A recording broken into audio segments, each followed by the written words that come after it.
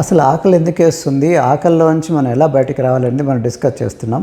ఆకలి 3 రకాలుగా అనిపిస్తుంది అన్నమాట మన సైంటిఫికల్గా చూస్తే. ఒకటి మనకి హోమియోస్టాటిక్ హంగర్ అంటే ఏంటంటే మనకి నిజంగా గ్లూకోజ్ డౌన్ అయింది, అందువల్ల ఆకలేస్తుంది.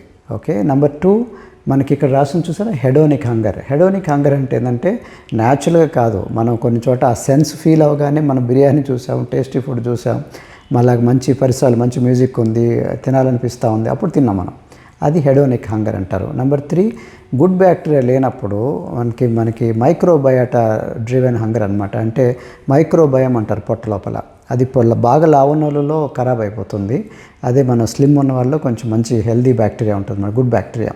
కాబట్టి ప్రీబయోటిక్స్ ప్రోబయోటిక్స్ అనేది మంచిగా తీసుకుంటూ హెల్దీగా ఉంటే గట్ పొట్ట బాగుందనుకోండి, అప్పుడు మనకి హంగర్ లెవెల్స్ అనేది మంచిగా ఉంటాయి అన్నమాట.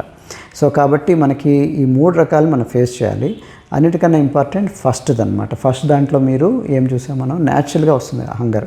న్యాచురల్గా అనుకున్న దాంట్లో గ్లూకోజ్ డౌన్ అవ్వటమే కాదు, షుగర్ లెవెల్ ఇట్లా డౌన్ అయిపోవటమే కాదు, కొన్ని రకాల హార్మోన్స్ ఉన్నాయి. ఈ హార్మోన్స్ కూడా మనకు ఆకలిని క్రియేట్ చేస్తాయి. ఎగ్జాంపుల్ గ్రిలిన్ అనే హార్మోన్ ఆకలిని మనకి పెంచుతుంది, లెప్టిన్ అనే హార్మోన్ ఆకలిని తగ్గిస్తుంది.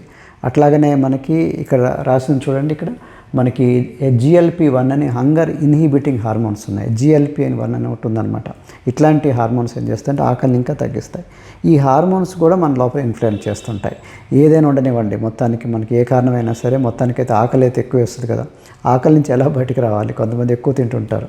ఆకలికి ఎట్లా మనకి ఓవర్కమ్ చేయాలి, ప్లస్ హెల్తీగా ఎట్లా ఉండాలి, ఎలాగా వెయిట్ తగ్గాలి, మన ఆరోగ్యాన్ని ఎలా ఇంప్రూవ్ చేసుకోవాలి, nutritional habits, life style habits, వీటి గురించి తెలుసుకుందామంటే మమ్మల్ని సంప్రదించండి. మాకున్న 21 years ఆఫ్ ఎక్స్పీరియన్స్ మీకు ఉపయోగపడుతుంది డెఫినెట్లీ.